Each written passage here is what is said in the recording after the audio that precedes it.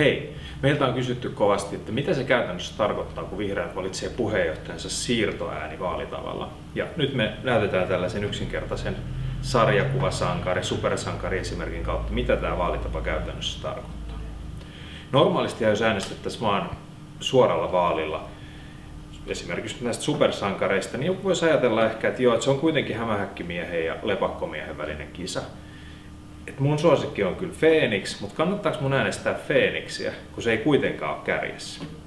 Ja tämä siirtoäänivaalitapa poistaa tämän ongelman sillä tapaa, että nämä ehdokkaat laitetaan listaan. Tässä meillä on esimerkkiääni, jossa äänestäjä äänestää ensisijaisesti Stormia. Ja tämä vaalitapa toimii siis siten, että katsotaan ensin nämä ykköset, jaetaan äänet niiden perusteella ja sitten jatketaan siitä eteenpäin. Eli aletaan laskea ääniä.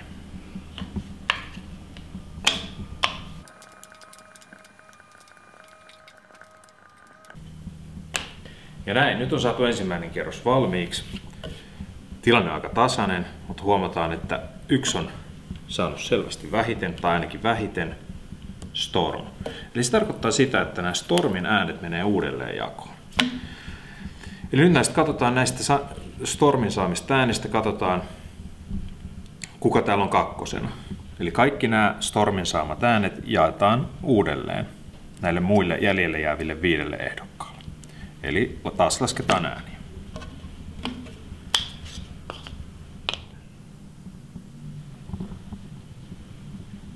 Ja nyt näiden äänten laskenta on edennyt siihen vaiheeseen, että meillä on jäljellä 3 ehdokasta, joiden äänet on laskettu.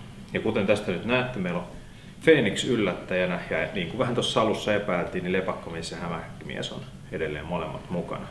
Nyt kun katsotaan näiden pinojen korkeuksia, niin huomataan äänimäärissä Batman, lepakkomies siis on se, joka tässä vaiheessa putoaa. Se tarkoittaa, että nämä Batmanin lepakkojen äänet otetaan pois ja katsotaan näistä äänistä tämä lista jälleen kerran, että missä mennään.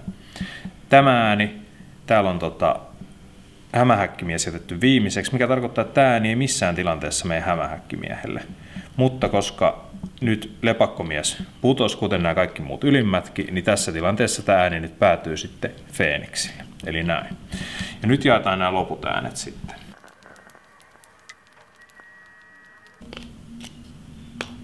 Ja näin.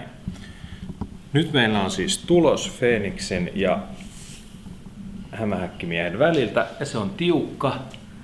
Mutta kyllä mä sanoisin, että siinä niin kuin yhden äänen erolla hämähäkkimies tämän meidän kisan voittaa.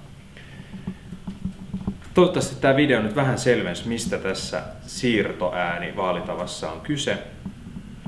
Eli tämä on vaalitapa, jossa ei kannata taktikoida, vaan siihen äänestyslipukkeeseen kannattaa oikeasti laittaa se niiden ehdokkaiden paremmuusjärjestys. Jolloin niin kauan kun se sun ykkösehdokas on mukana, niin se ääni pysyy sillä ykkösehdokkaalla. Sitten jos se ykkösehdokas putoo, niin se siirtyy kakkoselle ja niin eteenpäin. Ja sille, joka jää sen listan viimeiseksi, niin sille se ääni ei missään tilanteessa siirry.